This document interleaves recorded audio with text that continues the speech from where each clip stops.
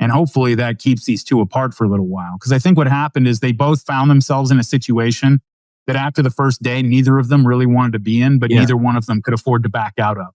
Israel has burned a lot of reputational capital in the United States. So recently, Darryl Cooper went on the Tom Woods show to talk a little bit about the truth behind Israel and the United States' war against Iran, its worst ramifications, the propaganda that went into it.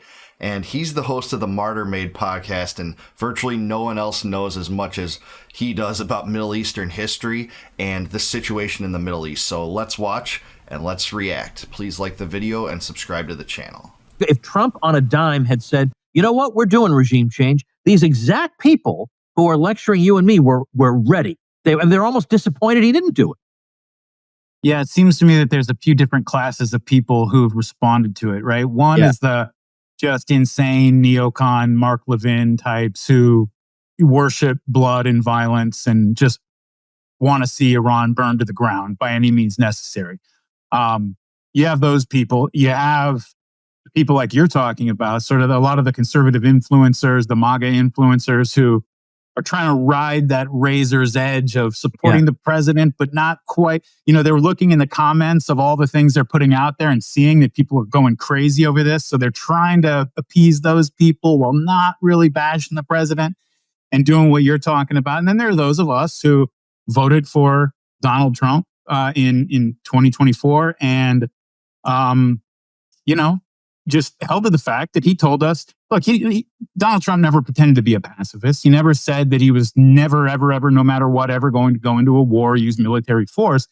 But he damn sure made really clear that if it ever came to that, it would be a last resort. It would be after all the other avenues have been exhausted and there's no other choice. And now he at least made that very clear to people, I think. And that's why I think, you know, people talk about like our friend Dave, who, really went hard at the president, like on the first day when this whole thing kicked off. And people have kind of called him out for overreacting. But I mean, you have to look at the information that was available at the time. We had Donald Trump going on.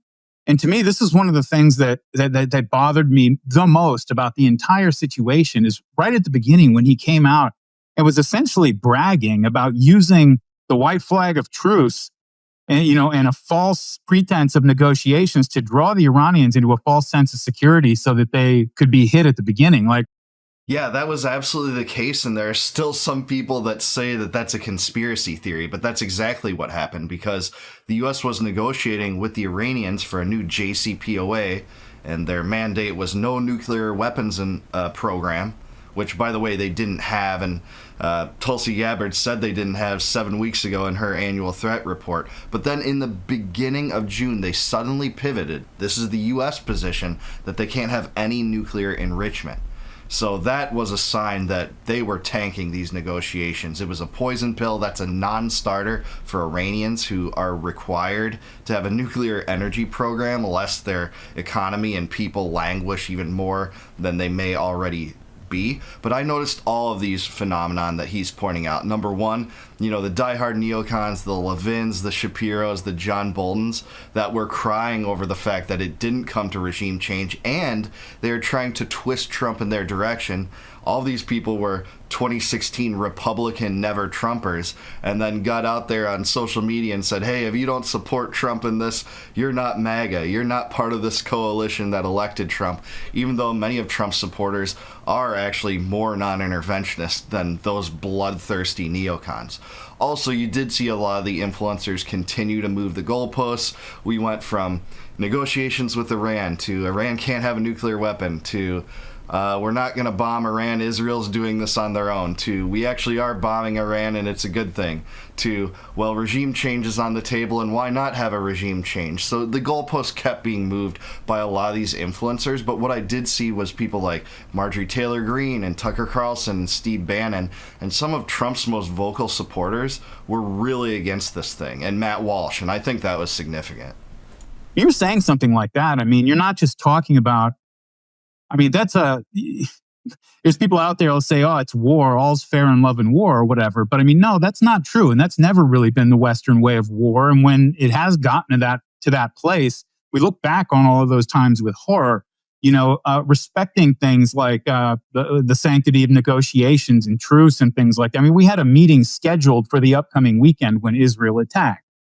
We didn't cancel the meeting and say this is going nowhere and we're done talking to you. And then there was, there was negotiations scheduled. And so that's true. Negotiations were scheduled for the next day after Israel's strike. But Trump did actually say on social media these negotiations are going nowhere, kind of pinning the blame on the Iranians. But that was crap. It was utter propaganda because the Iranians have never changed in their position. They've always wanted to negotiate a new JCPOA because during the time in which the JCPOA was in effect from 2015 to 2018, where they were allowing a U.S. inspections regime to come in and all congressional records show that they were complying with that, it took the pretext for regime change off the table. That's why Netanyahu didn't want a new type of JCPOA to occur, because he's always wanted regime change in Iran. He's called for it forever. He said he wanted the Libya model to apply. And a lot of the neocons in the United States want the same thing too. Iran was one of the countries on the list of 7 countries in 5 years that the neocons plan to invade and overthrow on what was called the Clean Break Memo that Wesley Clark blew the cover off. So yeah, there was some precedence for what was working to get Iran to comply with inspections. Trump tore it up in the first term, and then he lied about the fact that the Iranians, essentially implying that the Iranians were the ones that were refusing to negotiate, when it was actually that the U.S. delegation pivoted on their demands. And that tells me at that stage, essentially, he was collaborating with Netanyahu on this whole thing. Oh, that's a dishonorable way to behave, and I don't like having my country's name attached to something like that. The thing is, I don't even think it's actually true. I've talked to Tucker about this quite a bit. I've talked to several people who are pretty close to the administration and even to Trump himself, and they all say the same thing, that Trump was trying to negotiate with the Iranians. Netanyahu called up and gave him basically a fait accompli, said, we're doing this, and that's that. And that Trump sort of was adjusting his messaging on the fly, trying to respond to events and appeared in control, I guess. Yeah, I'm sorry to say I don't buy that, and I respect Tucker. I respect him immensely for his non-interventionist stance, especially in this conflict. But there are too many indicators that Trump was not only involved with this, but knew in advance and collaborated. The pivot on the negotiations and what the U.S. was asking, I think, is the most clear determination of that. There were also kind of evacuation orders and no travel warnings in the 2 days in advance of this strike. So there were signs that this was coming. No doubt Trump shifted his message, but Trump was ultimately complicit. He didn't have to go along with that. Of course, the Israel lobby has its claws in Trump, and he boasts about how pro-Israel he is and pro-Netanyahu he is. So I think a combination of those two things is true, but I do think at some point the U.S. ultimately decided to shift to war planning rather than negotiations. But, when Trump is coming out one day, like you said, peace, negotiations, regime change, we're going to kill the Ayatollah. We know where he is, but maybe we won't. I mean, people were very justified in getting as worked up as they did. And people getting that worked up, honestly, I think that filtered its way up to the president. You have people like Steve Bannon, who came in and had lunch with Trump a day or two before, I think it was maybe midweek. And, Tucker went in and talked to him. And these are all people that he brings in and talks to because they're in touch with certain parts of his base, and they were telling him that this is really going to be a problem if you allow us to get dragged into this. And so, I think that, let me tell you what I think happened, right? Is recently we found out how Israel actually began this war. And if you think about it, it's really a kind of an evil genius, new way of trying to overthrow a government. But it is a genuinely evil thing to do. They launched a sneak attack on Iran. And in the midst of the chaos, while they're assassinating generals and government officials and blowing things up and taking out communications and command and control, so there's just sort of a lot of fog of war. Nobody knows what's going on amidst the chaos in Iran. They start calling up the surviving Iranian senior generals that they couldn't get their hands on or find the location of. And we've got these recordings of, Israeli intelligence agents telling these generals that you need to make a recording of yourself saying you surrender and you oppose the government, or we're going to kill your wives and your wife and children. And it's like, again, kind of evil genius way to try to overthrow a government. But I think what we found out very quickly, like as soon as the second day, I think we found out that Netanyahu had no plan if that didn't work. Yeah, and these tactics are truly abominable and truly immoral, but that's what we've come to expect from the Israeli government and U.S. politicians that are complicit with the Israeli government as it comes to places like Gaza and, their West Bank expansions and claims to Syria and Lebanon and, warlike mentality with essentially all of its neighbors. So, yeah, absolutely. And I think he's right about the fact that Trump did solicit feedback from Bannon and Tucker, and hopefully that feedback trickled up and allowed Trump to at least take the off-ramp when it was available. Now, it was only available because of Iranian restraint. They could have hit U.S. vessels, they could have hit U.S. bases, they could have killed a lot of U.S. servicemen, and then I think there'd be boots on the ground. I really think regime change was on the table. Trump flirted with it on social media, and I think there was a purpose behind that. Trump sent that regime change message out there to see how his base and America would respond to it. And I think we saw a lot of the MAGA coalition, even those that supported him, come out really, really against this thing. This was one of his biggest campaign pitches, was that he avoid bringing the United States into a new war. Now, he did escalate a few wars, including in Yemen and Syria, and he ramped up bombing in Afghanistan for a time, too, before trying to draw that to a close. Ultimately, that happened under Biden, but I digress.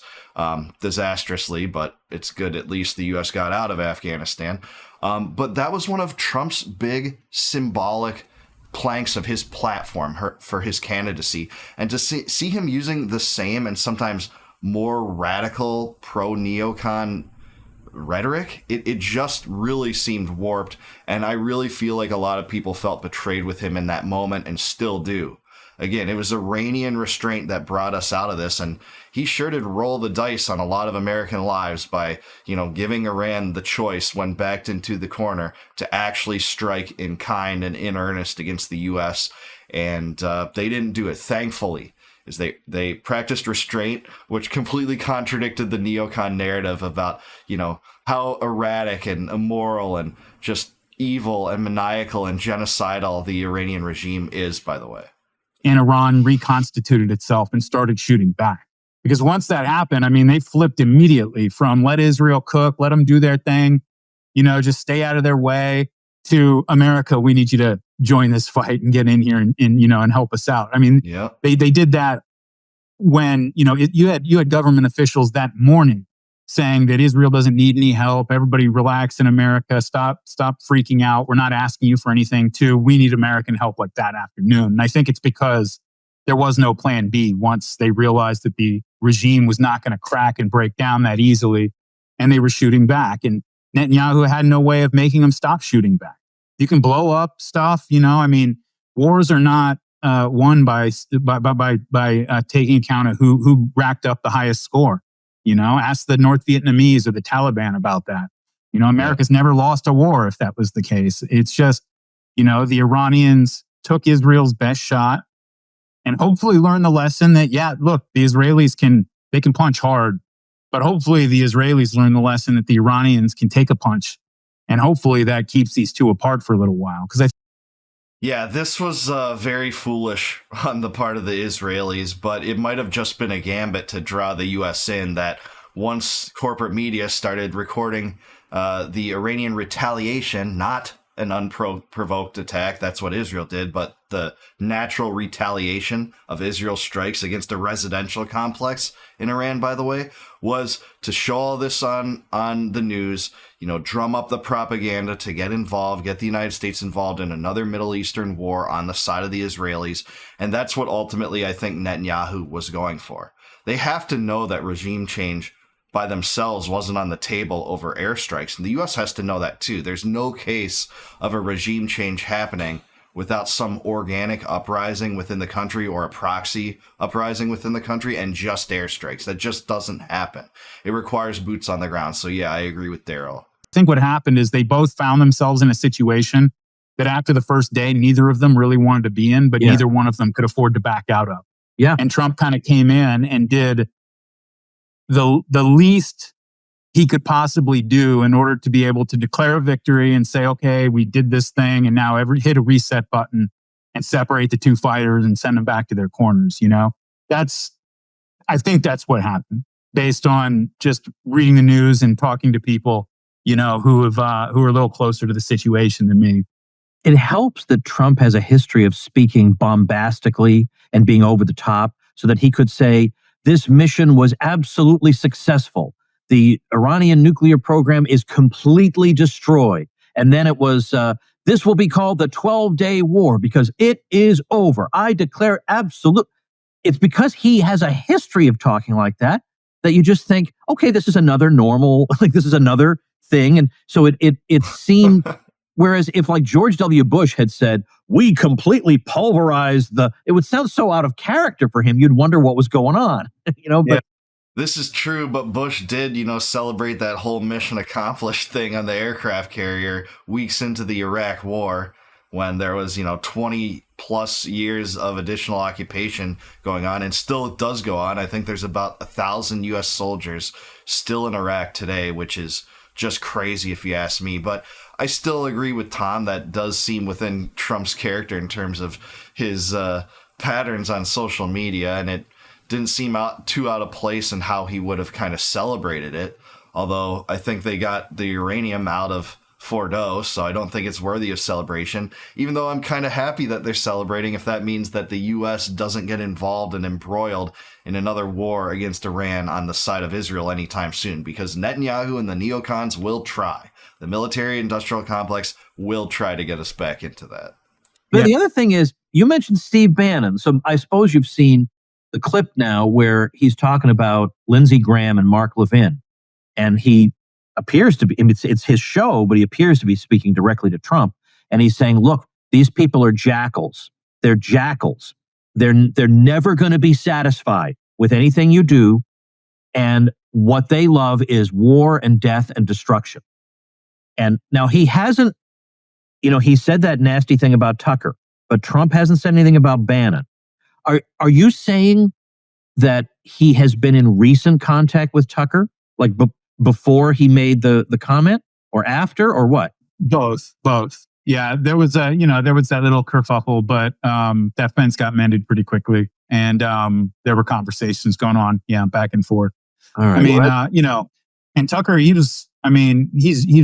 I talk to Tucker fairly frequently, and he was coming at this like very much from a position that would be familiar to the two of us and most of your audience. I mean, he just realizes what what Steve Bannon said, or rather JD Vance said in one of his messages that he put out, that he realizes everybody is just exhausted by this stuff and nobody wants it anymore.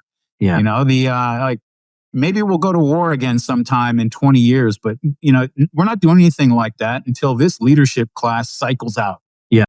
And I'm so glad that is part of the populist right now. It doesn't seem like that sometimes because of how, the policy manifests. And we saw that recently in Iran. We see that with Ukraine. We saw that with Yemen. But it really is part of the populist right that the rhetoric on war and foreign policy is so good from so many circles. And I'm telling you, even though it seems depressing in how this, gets into U.S. foreign policy, especially as it relates to Israel and the theaters I just mentioned, this is being talked in a way that the right really never has. Even in 2016 and 2015, when Trump was railing against the neocons and Jeb Bush on the debate stage in South Carolina, that was still, that was a radical sentiment. But now the right has moved in a more non-interventionist way in general, not necessarily the political class, but the activist base has. And hopefully that will manifest into, electoral outcomes that favor that foreign policy more. We haven't really seen that much yet, but it is in a better space than one that was occupied by Paul Wolfowitz and Richard Pearl and Dick Cheney and George Bush and Donald Rumsfeld. That's for sure. We got to get rid of these people. We're not trusting them to do big decisions like that, drag us into things like that anymore. Like they need the Lindsey Graham, when he retires, when all the people who were involved in Iraq are no longer writing columns, when they're all passed on, And the people who are 40 years old now, 35 years old now, are actually the senators. We can talk about it. We can talk about whatever you want, but we're not following these people into something like this anymore. Yeah, I think there's something to that. Of course, those neocon blood-soaked dinosaurs should already be ignored, and if you trust some of Trump's rhetoric, he really could have stopped them from ever being part of his administration, but they are still there. The Marco Rubios, Mike Waltz was there. You have, Keith Kellogg and Mike Huckabee in the administration for some reason. This is the neocons still in the Trump administration. They have enormous influence still. But hopefully Darryl's right that once they die off, they just won't be part of any administration anymore. I'm hoping that's the case, but of course the military-industrial complex loves people like that. Smart. That's very much where Tucker's coming from, Yeah. And so he was very dismayed when we got involved. But he's pleased that it at least looks like it'll be limited to what we've already seen. Hopefully, Yeah. I mean, look, Israel is capable of just about anything. I told you how they started the war by calling up Iranian generals and threatening to murder their wives and children. And when you look at just what they're doing in Gaza, obviously, these massacres at the aid distribution sites are like a daily occurrence now. It's just, there's very little I would put past the Israelis. And so, if it looks like, Trump is going to, today Trump said something about, getting to a point where the U.S. can buy Iranian oil again. If it looks like that's where things are headed, I wouldn't put it past the Israelis to just try to kill the Ayatollah or do something to ignite this thing. But,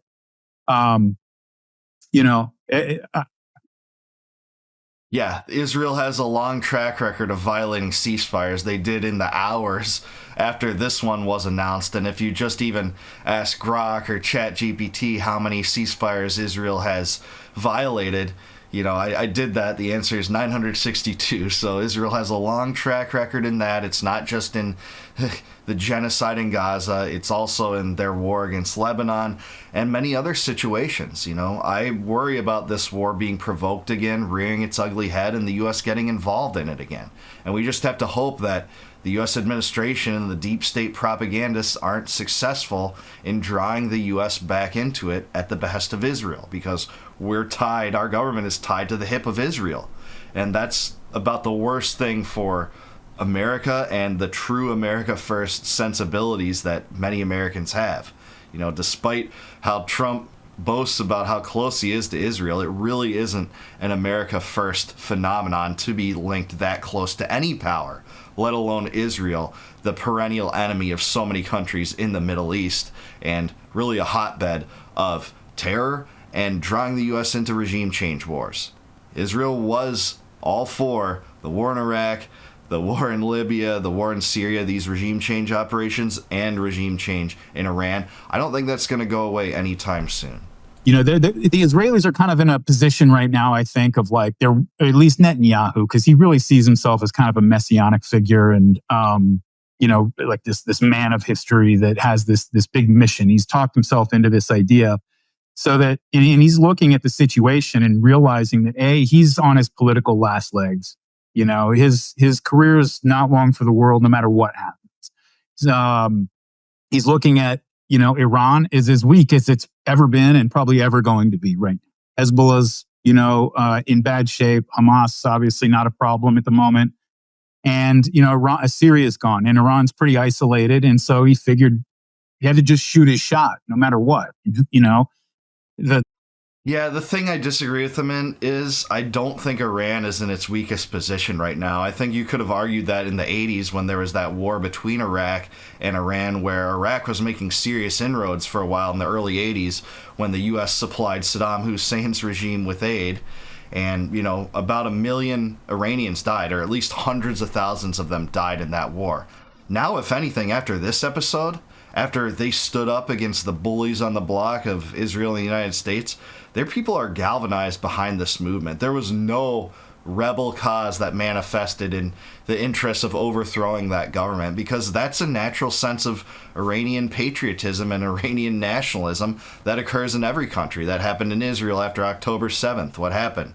Suddenly Netanyahu, escaped from corruption and fraud charges to be able to, have immense political capital to wage this genocide in Gaza. I hate to say that. That happened in the United States after 9/11. And what did that allow Bush to do and the neocons? Invade two countries, two prolonged occupations of 20 plus years stretching through multiple administrations. We got the DHS, the Patriot Act, the TSA, because of all this fervent, backward, faux patriotism policy that said, like, hey, if you're not with us, you're with the enemy. And, these countries are part of the axis of evil. And if you don't want intervention with them, guess what? You're secret collaborators with the enemy. It's the same thing they're saying about people that oppose, funding Ukraine.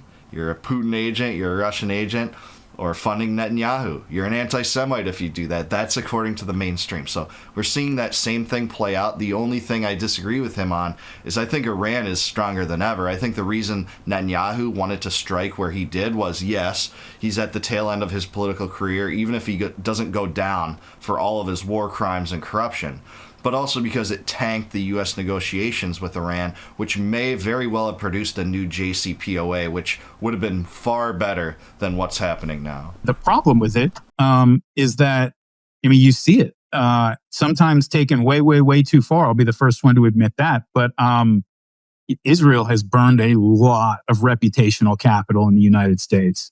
Like the left and Democrat Party, their leadership is all, Chuck Schumer is all still, hardcore Zionist and everything. But the base of the Democrat Party, they're ready, if their leaders ever tell them to turn the other direction on Israel. The right has been like the stronghold of Israeli support. That's why, Netanyahu felt comfortable defying Obama and coming over here at the invitation of the Republicans to speak to Congress about the Iran nuclear deal. Really upset a lot of the Democrats, but he figured that he could afford to do that, even though a lot of people in Israel were very critical of him making Israel a partisan issue in the United States. After this, it's becoming even less of a partisan issue. It's becoming more of just a division between the elite leadership and the political class and the people of the United States, who are really, really fed up with this, Yeah, I really agree with Darryl on that last point. I think he nailed it there. The right has been so in support generally of Israel throughout its tenure, especially when the neocons were in control. And you're really seeing support of Israel among the right and right factions and right-wing dissident factions really get hurt by some of the things that have gone on recently, not only in Iran, but also the genocide in Gaza, which is totally indefensible. Even the Trump administration doesn't pretend to, support that. They barely talk about it. They just say, when they do discuss it, it's like, it's Hamas's fault and we stand with Israel and Israel has a right to defend itself. All the propaganda, right? But on the left, he's right. There are a lot of left-wing activists that really do dread U.S. support for Israel and have historically, especially the dissidents. He's right about the political class, the Pelosi's and Schumers that will shovel as much money into the coffers of Netanyahu as they're able to do, for sure.